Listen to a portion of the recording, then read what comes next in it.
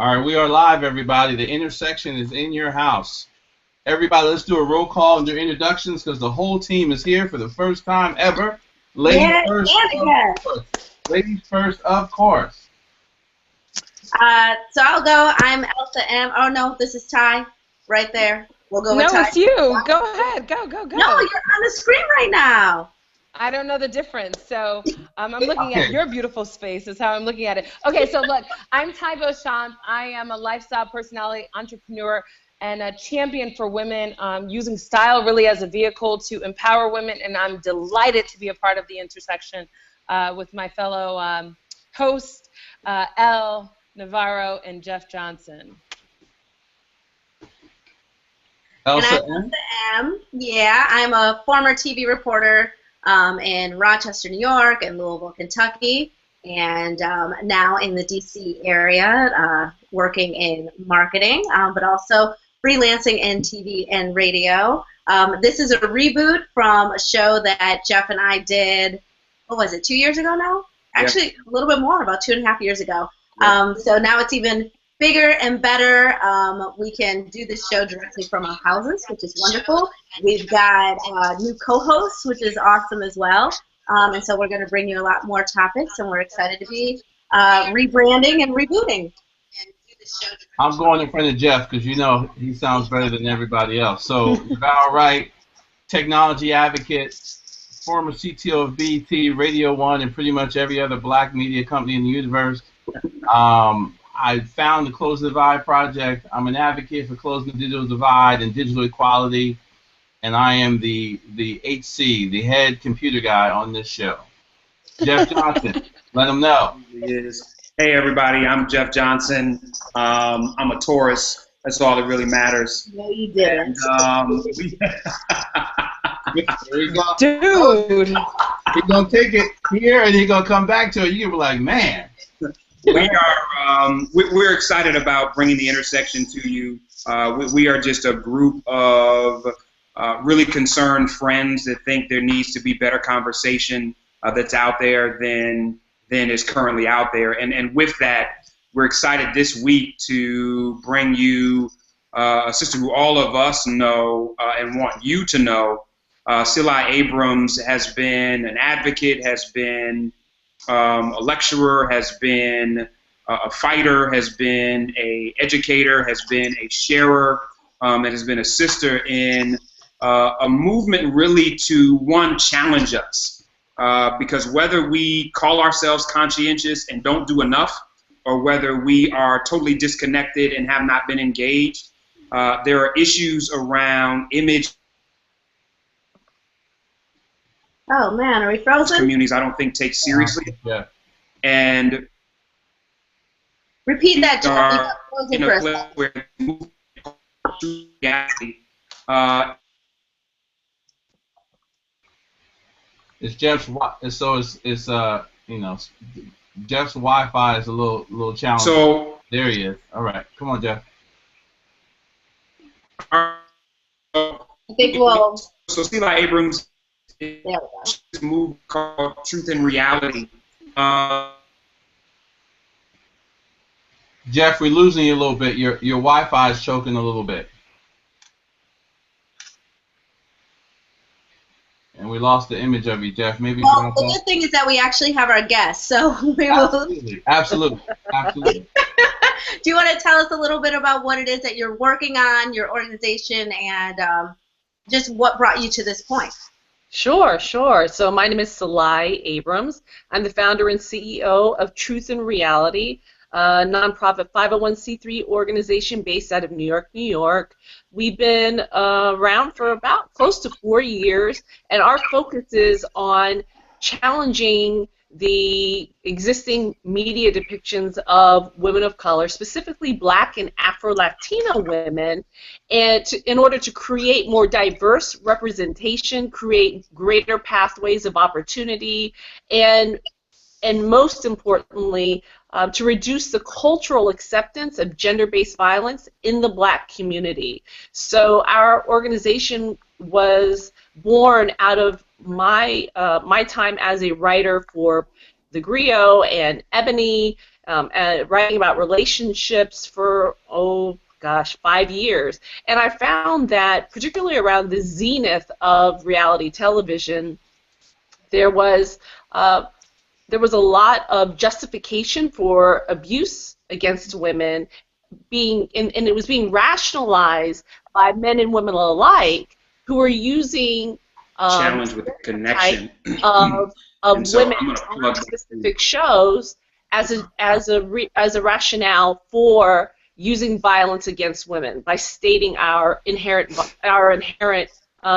unworthiness and violent stereotypes. So in the time since we began, we have now extended beyond reality television to looking at media representation overall and how we can galvanize a larger movement to create this bigger conversation and eventual social change so that it's no longer acceptable to denigrate, dehumanize, and exploit the images of Black and Afro-Latino women, and for there to be a much broader representation that reflects the diversity of all of our lived experiences.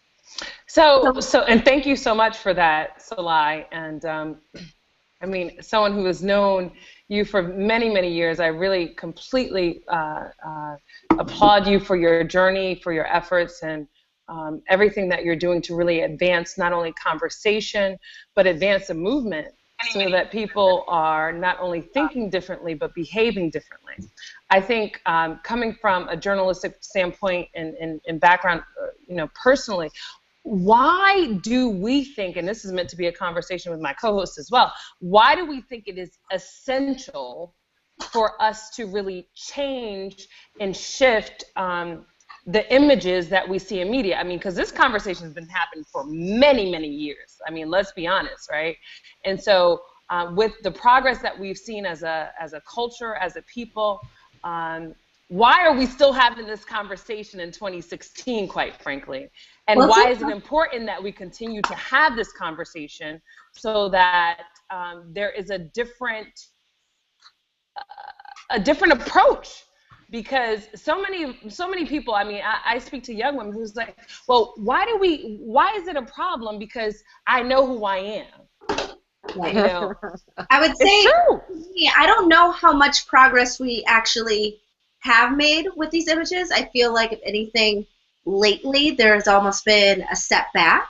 If you think about images that we saw coming up, even like when I was younger with The Cosby Show and other shows, maybe, I know Cosby Show comes with some other things, but there were other images that I felt like, there weren't many images of Black women, but the ones that we saw were good, or they were better than what we're seeing now. I feel like now one thing took off. It was reality show this for everybody, but for us it got real ratchet real quick, and then it was like a feeding frenzy. We couldn't even get enough of that sort of material, and then it just kept going. So I felt like there was almost a step back in terms of what we were seeing with our representation. I mean, I think, given the male perspective, and also given the perspective of being a father of two young girls, I think there's a couple things that have happened. I think that we've had a decade of fatherlessness in our culture, right, which has done two things. Has given open season to a thought of not having the value of womanhood and motherhood and the value of the family. And I also think, coming from the media perspective, we advocate, we all have these conversations about why are these images here, why are they so negative, but when you look at media, and even more so on the internet media, we promote heavily the things that perpetuate those stereotypes, right? One of the most popular sites on the internet now is World Star Hip Hop, and 90% of that content is degrading not only to women, but to people in general, but we advocate it, we promote it, we laugh at it as a joke. And, I can tell you a story. When I was at BET, they canceled Tavis Smiley. It's a great example. And everybody picketed, but it was the lowest rated show on BET, right? And I think if we look at any of the content that perpetuates positive images, we don't promote it. So Sil, I'd love to hear kind of from you, but like, how is your organization dealing with that, right? Because on one hand, if we get everybody in the room, everybody will raise their hand and say, we need to change the conversation, but then they'll go back in their boardrooms and greenlight 5 new shows where women are smacking each other and dancing around on the room half naked. God, that was a mouthful. That was a lot to unpack. Let me try and stay as linear as possible because I can get quite spatial. So, in respect to Elsa, you know, I concur, you know, with Ty.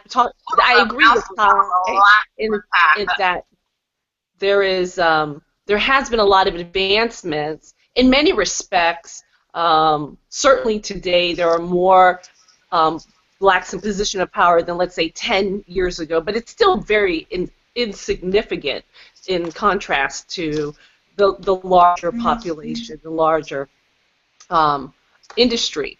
But specifically when we're looking at media images, there's a certain space. Let's look at the fact of a couple of things that influence this. Media consolidation, that's a problem that has to be addressed. We cannot ignore the impact that when you only have 3 or 4 companies, which are all interconnected to other companies, that are driving the conversation and greenlighting the content that we're consuming, and it's not being created by people that look like you and I. That's one issue. Another issue is this idea of othering. The fact that there is a lack of an agenda that we can all agree upon. A good example is, and when I say othering, I'm talking about, let's look at the isms, the classism, the colorisms, these other things that exist where, for example, you can have a coalition of members of the EGLOs that come together to shut down sorority sisters because respectable black society, a segment of respectable black society is now being attacked, but nothing has been done for years for women who are a part of a historically marginalized segment of society. So we have to look at the way in which we divide within our community and the fact that many professional women who love watching, you know, certain shows that where the women don't look like them and don't act like them, because and they'll say it's my guilty pleasure. You know, and there is that. And to that point, though, so I think that. Sorry, continue. Go on. But I think that you're striking a chord about, like, so how then, and I'm saying this, you know, just kind of as a throwing a little bit of a monkey wrench in it.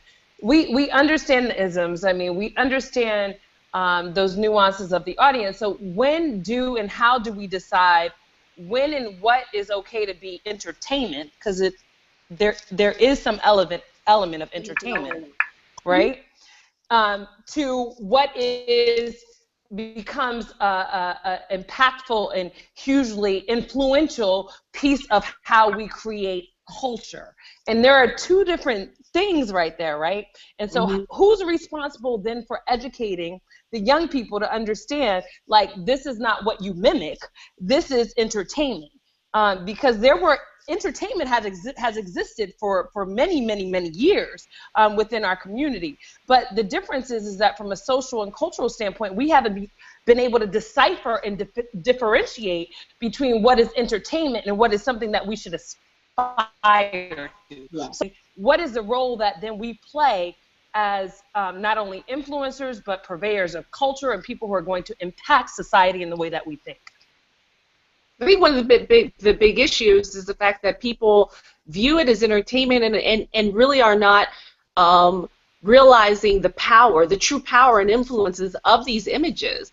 And again, having certain shows, certain reality shows, I'm just going to use reality shows or World Star Hip Hop as an example, that in and of itself, while problematic to me as an individual, would not necessarily be problematic to our people if we had greater representation. But because the majority of our images are this, and there is not this huge,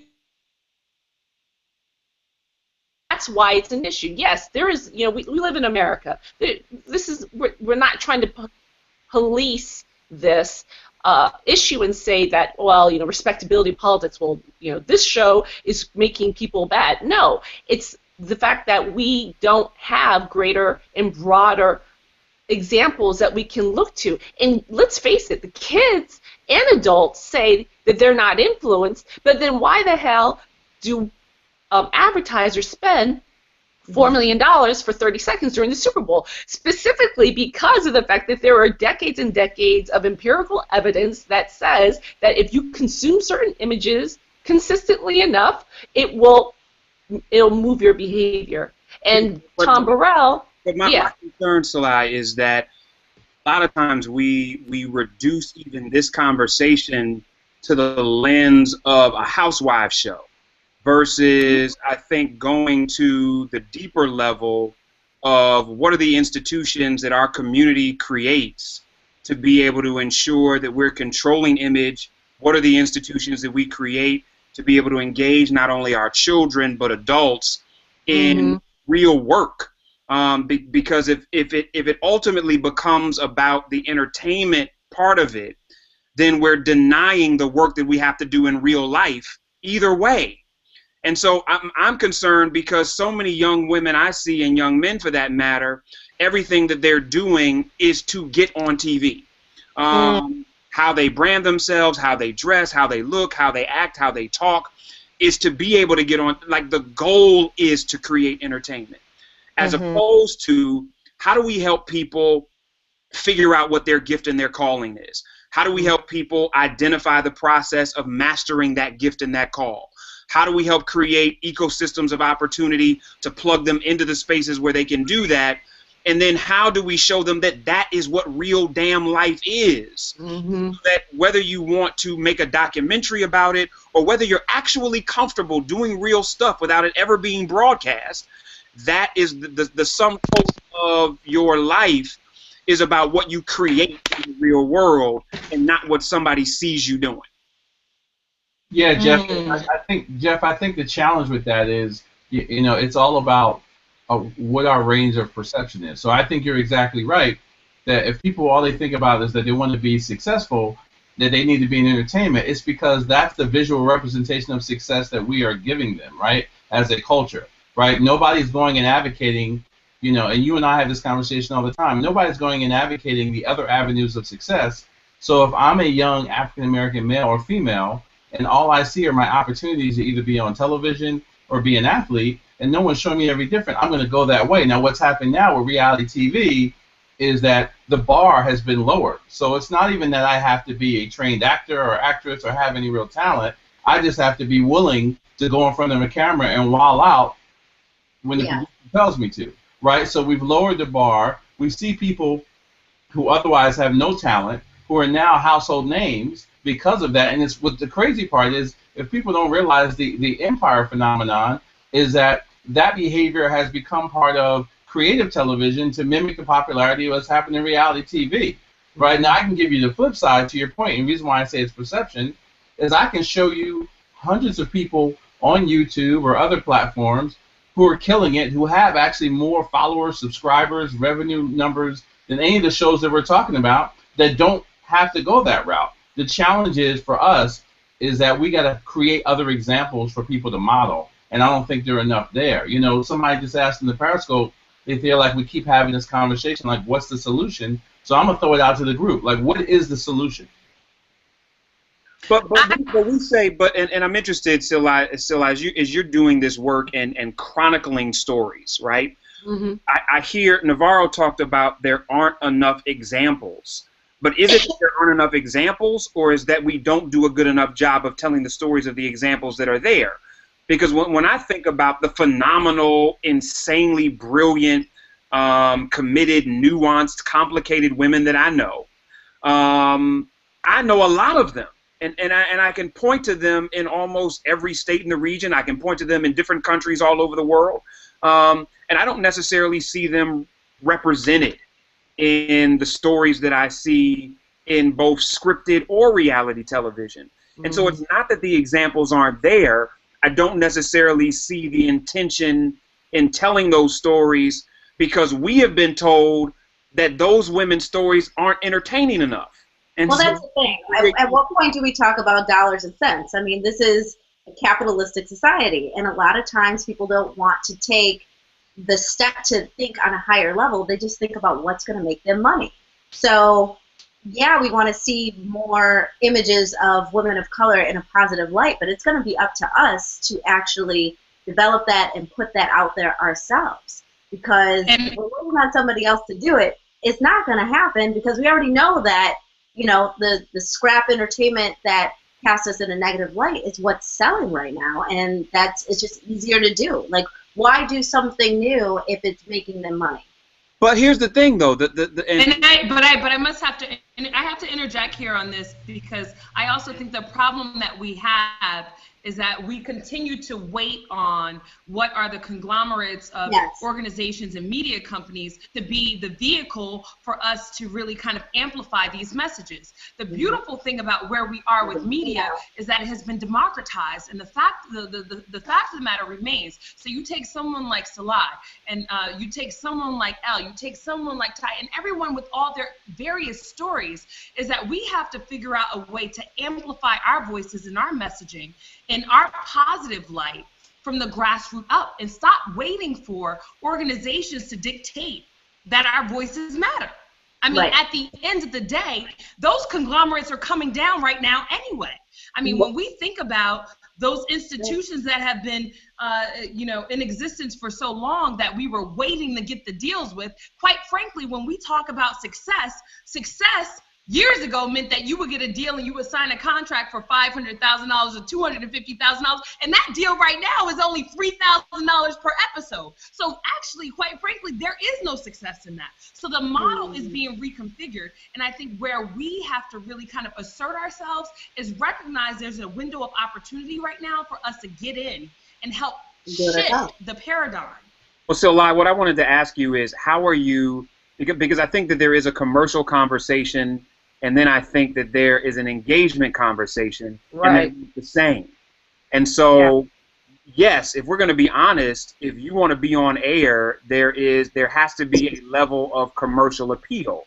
But that's not just what we're talking about here. We're talking about how we engage communities. We're talking about how are we engaging young people where they are, and you don't need 10,000 people watching with Coke sponsoring it for it to be successful. So how is this movement, how is Truth and Reality engaging communities where they are, where it's not about it, you got a 1.5 or a 3.0 rating that says you're successful, as much as you were able to engage a community that needs this kind of content, and you're able to measure transformation as a result of the engagement of these messages?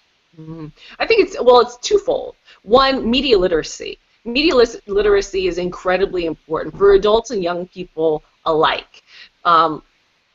Too many people don't understand the media they're consuming. They don't know how to dissect it, impact it. I mean, look at the rise of Trump, for God's sakes. That's the whole different conversation. But you're talking about people buying into a brand, not an actual politician. And so when it comes down to the work that we're doing, first, before you can address anything, if there's a sickness, it needs to be identified. You have to first be diagnosed. And one of the challenges within our community is that there is a lack of consensus as to how deleterious these images are. Many people will say that it's just entertainment. A lot of people will. And so a lack of a common agenda is an issue. So to that end, the first thing we have to do is wake people up. They need to because media representation is viewed as tangential to the larger issue of the marginalization and oppression of black and brown bodies in this country. What people don't understand is that the media is a tool that is used to eradicate our voice as well as our political agency. And these shows, and even outside of the shows, when you look at the history of the Oscars, the women that have won Oscars, nine women have all been in poverty, right? And all of them have in some way, shape, or form played some type of a stereotype. So even within the elite craft, there was a certain narrative that is popular and allowed. So media literacy is one. So we go to college campuses, we conduct workshops, I do public speaking on the subject to draw the intersections, here we go, the intersections between what we're consuming and how it impacts us in real life. So that media literacy component is very important. And the second part, which is where the Redefining Her Story documentary comes in, is creating a vehicle for discussion so that we can actually have an educational tool that people can opt in, they can view and see the historical representation, the origination of these stereotypes, how they're being perpetuated, why they're being perpetuated today, and then what actions can be taken to create the change that we want to see. And it all comes down to us, media consumers. Look, to Ty's point, I'm not, and to Elle, I'm not waiting for anybody to come and save us. We have to save ourselves. And like Navarro said, there are many, many other platforms that we can use. But there was this one documentary called The Cove, which really opened up people's eyes to what was happening to dolphins, to the killing and murder of dolphins in Taiji, and how the seaquarium industry was actually fueling this the slaughter. And that right there opened up people's eyes to the impact that the simple act of going and buying a ticket at SeaWorld, that and another film called Blackfish, oh my God, me going and swimming with dolphins is actually a bad thing. So people don't understand that simply by turning on, going to World Star Hip Hop and watching a video and laughing and kikiing with your friends in private where you think nobody knows, it's your guilty pleasure, that there's an impact because that platform is being sustained by your clicks and views. So this is what people really have to understand. Question for you on that point. How do you get over the fact that people will sort of poo-poo that? Like, well, it's not really that serious. Even when you're educating them and you're trying to tell them that it is. I mean, I could see that, like, oh, you're just uptight and it's not that serious, and, you know, this is my guilty pleasure. Like, you know, who doesn't like a little, you know, of whatever show it is? Like, how do you get over that mindset? Because I feel like a lot of times we have more empathy for dolphins or, you know, save the whatever, save the puppies or whatever it is, rather than we do for even... Always the puppies. Always the puppies, yes. The dogs. Dogs have the most value in this country, I tell you. You want to raise them for the dogs. Take all my money. Yeah, well, you know what? And that's, again, what part of this is what the film is about. This is what the movement is about, is for people to understand that there is a direct cause and effect. There is a link between the media we consume and the way in which we act in real life.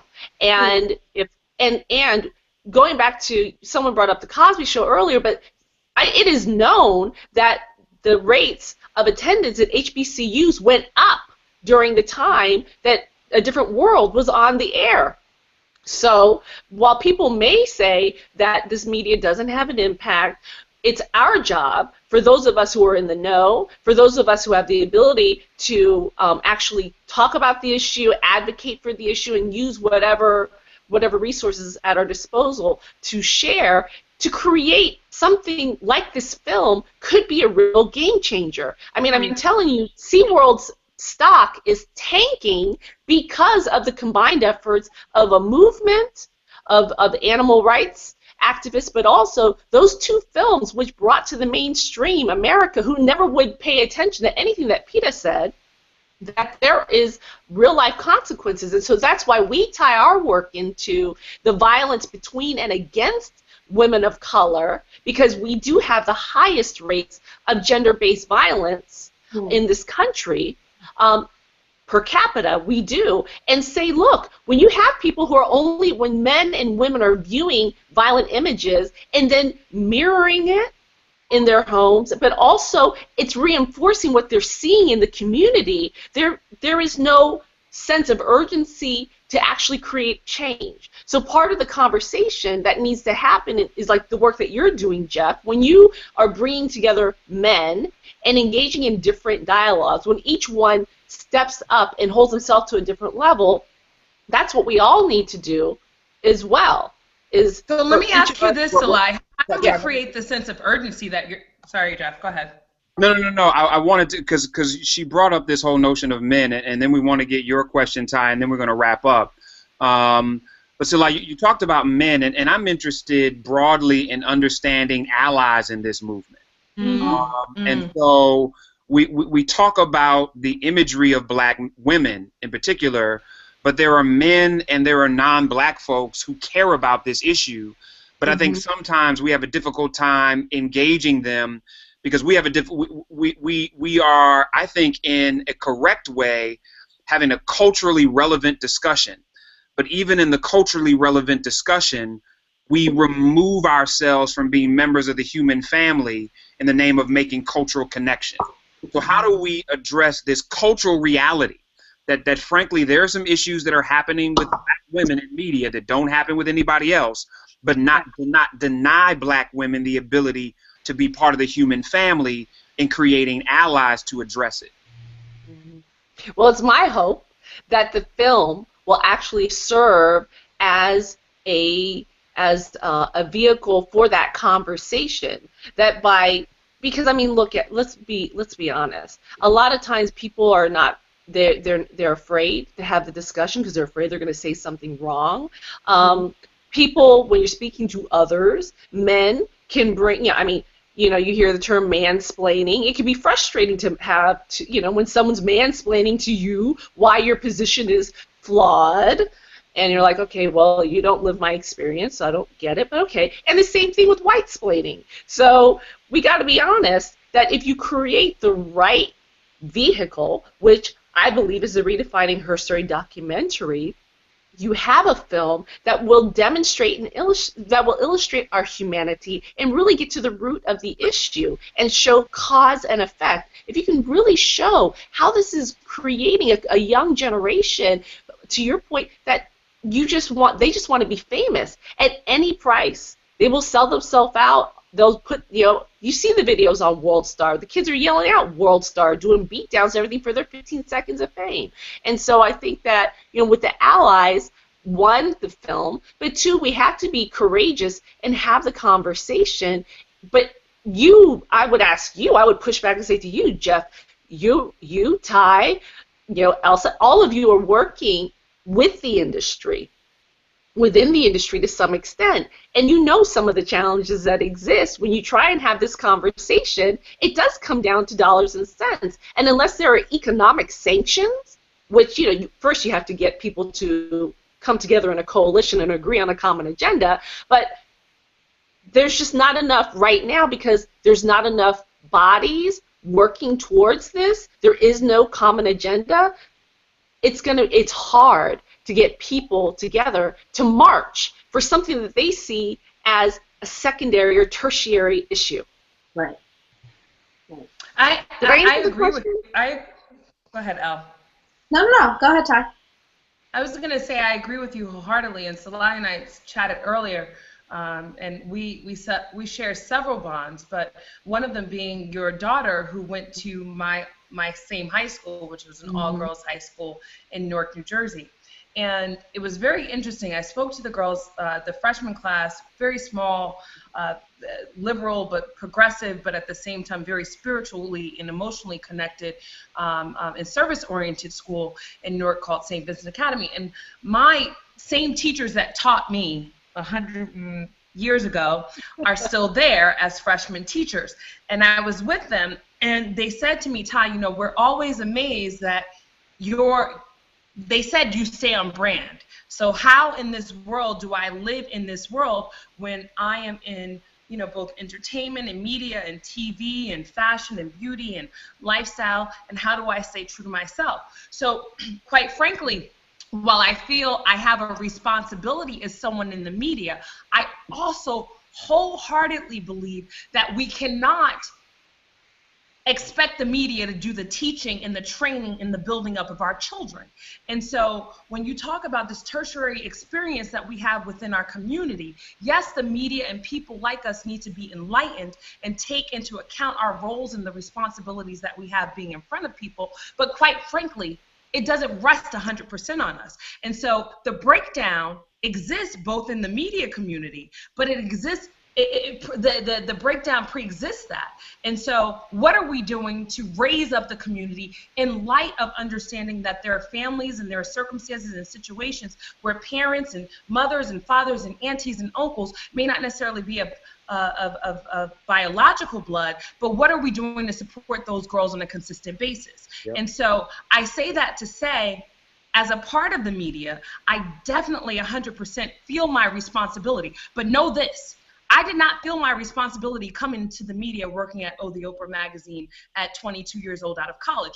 I learned and really connected to my responsibility when I was 12 years old and 13 years old and 14 years old and 15 years old, because my grandparents, my mother, and the people around me were saying to you that you have a responsibility. So part of the challenge right now that we have as a people in front of the media in a society that are driving, where we have young people believing that success is about how much skin you show, how sexualized you are, is that we're not going back into the schools and into the communities to support those young people when we're shaping their identities. Yeah. And so I personally feel my role as a person in the media is only to keep up what is my belief system. And that was something that was adopted and developed when I was a kid, not that something I came into at 25. Amber Rose philosophy is Amber Rose philosophy at 32 years old, because that was something that she adopted and lived at 14 years old and didn't necessarily evolve in her thinking. So media is a piece of it, in my opinion. Well, and let's do this, because I want us to, number one, for those of you that are interested, I want you to hit truthinreality.org. And at truthinreality.org, you can become a part of this movement, number one, that Sulai and others are actively involved in. The Her Story documentary needs support, and we want you to support it, because we can have these we can do lip service. I think as Ty just talked about, we can do lip service or we can do support.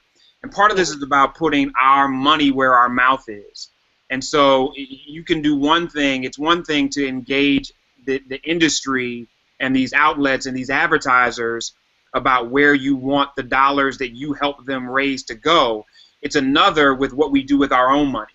And so whether it's somebody like Nate Parker deciding he wants to tell the story of Nat Turner, and in many cases funding it himself and driving it himself, or whether it's Sulai Abrams and others saying we're going to create our own documentary to talk about how we redefine the story of women, there is a real possibility here. We spend $1 trillion a year as an African-American community vastly on stuff that doesn't matter. And I'm not telling you not to buy jewelry, and I'm not telling you not to buy shoes and bags. What I am, however, saying is we can be strategic with our dollars to be able to build the infrastructure that we want to see. And frankly, I believe that's what we've been placed on this earth to do.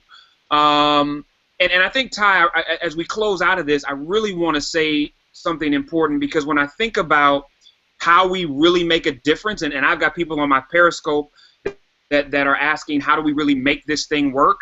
When I think about the fact that I am the father of a 16-year-old daughter, and when I'm talking to my 16-year-old daughter about making quality decisions, and I say to her, look, baby, I understand that at some point there are things that you're going to want to do. There are challenges that you're going to come across. And if you don't feel comfortable talking to me or your mother or your stepmother, you can talk to Auntie Ty. You can talk to Auntie L. You can talk to this mosaic of women who we have ensured with intention that are in your lives, and that's where the difference gets made.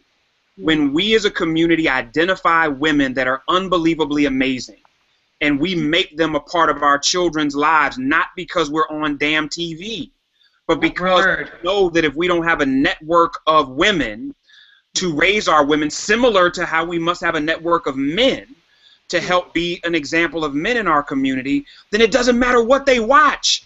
Because at some point, TV is off and they're looking for somebody to talk to. And they need to pick up the phone and call somebody, or they need to text somebody who's going to respond. And damn Tip ain't responding.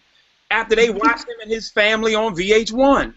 But Auntie Ty will respond to Madison, and Auntie L will respond to Madison, and Uncle Navarro will respond to Malcolm. And so that's real. And so if we can build that in our own lives, you all, the kind of stuff that I think Still Lies talking about becomes real even as we challenge media outlets. It's not an either or proposition, it's both and. And so I want to say thank you to all of the members of the Intersection family, but I really want to say thank you to Still Lie and those at Truth in Action and those that have created the Her Story documentary. Please log on to truthinaction.org. Truth and Reality. Truthandreality.org. I know I said it right the first time. Yes, you did. Yes, you did. truthandreality.org. And share it with the people in your community. So, I'm going to give you the last word. So in 30 seconds, what do you want to say to the folks about what they should know about this movement? Sure. Thank you, Jeff. Thank you, all of you, for having me on. This has been a fantastic dialogue, and hopefully the beginning of much more. We definitely need your support. This is a movement by us and for us. And as I don't know if you heard this saying, the revolution must be financed. And so this film is being self-funded. It is being funded by people like me, like you. And so please visit our website and click on the link to our CrowdRise page. We're currently at 25% of our fundraising goal for the first phase of production. But if you can help us go viral, you can make a contribution as small as $20. It's tax deductible, people. You're going to get a tax break. And you also, as the tiers go up, you get swag. You get a lot of good, cool stuff. So please share the word and make a contribution. And just thank you for your support. If you can't make a contribution, retweet, share it with your friends on social media. And thank you to all of you for letting me be on. And folks can ask questions too, Still Lie, right? If they want more information on the movement, even before they give a donation, they can ask questions there as well. Absolutely. It's Truth in Reality, not Truth and Reality. Some of my folks on Periscope were saying Truth and Reality. It's truthinreality.org. Yes.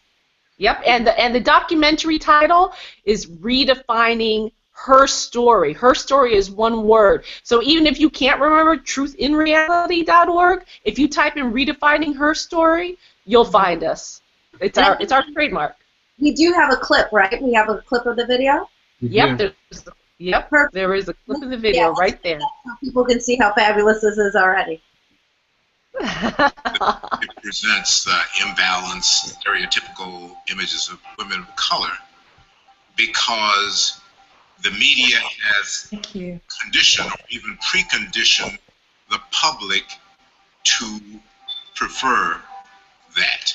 My name is Salah Abrams, and I'm the founder of Truth and Reality, a nonprofit social advocacy organization committed to changing the media's imbalanced and negative depictions of women of color, especially Black and Afro-Latino women. Through education, research, public awareness campaigns, social media engagement, strategic partnerships, and public commentary, we aim to change society's acceptance of violence against women of color and ultimately reduce its incidence in the Black community. Every day, millions of little brown and Black girls are viewing images that are distorting how they view themselves and the world around them. Who's going to speak first on why they like watching Love and Hip Hop? I like watching Love and Hip Hop because it's funny, there's a lot of drama. Sometimes I'll watch it with my little sister, and she's 8, and sometimes I'll watch it with my mother. If there's fighting, it shows that you care about one another. In the United States, Black women and girls are the most frequent victims of domestic violence. Experts have proven that there is a direct connection between the way we are portrayed in the media and the way we are treated in real life. Some of the images we see of Black women and Latina women in media promote a very unhealthy sense of success of feminine identity. And we have to challenge that. Of course, Black women, I think, are seen as confrontational and belligerent, not able to really interact with one another. And then it's a very narrow vision. It's like this single story that's told over and over again, which becomes this definitive idea in our minds about who we are. One of the ways that we are seeking to expose the truth of the impact of these dominant media messages is through our documentary, Redefining Her Story. Redefining Her Story explores the intersections between race, gender, media stereotypes, and how these all come together to oppress women of color and sustain a culture of violence against us. Through this documentary, I want Black and brown girls to know that there is so much more to being a woman than what they are being fed daily by the media.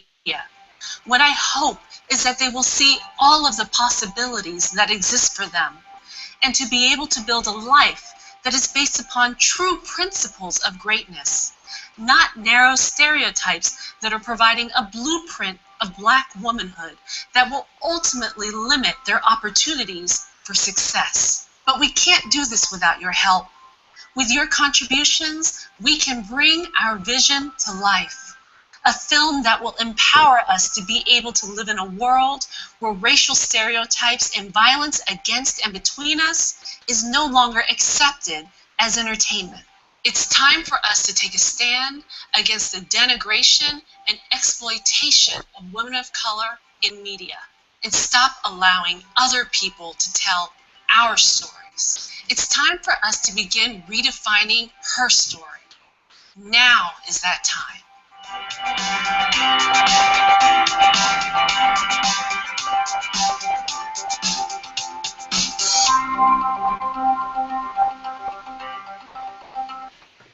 So again, you all, we want to say thank you to Sylai Abrams. Please check out Redefining Her Story documentary. Support it. Go to truthinreality.org and become a part of the movement.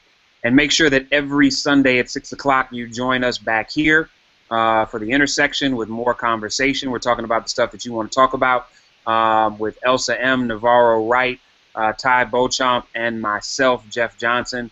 We're going to see you all next week right here, same time, same place, 6 o'clock p.m. Sylai, thank you so much again. Yeah, thank you. Thank you. Peace. Ty's already off to her next meeting, y'all. She'll see y'all next week. Thanks, guys. I'm going to talk to Periscope real quick. All right, guys. God bless you. The Intersection is here every week, Sunday. The team is here. I'm periscoping. I wasn't off to my next one. But I do have another. I have a dinner right now. I'm going to get a glass of wine like Jeff was earlier. Anybody playing? It's Sunday night. All right, y'all. All right. God bless. Let me know how you liked the show.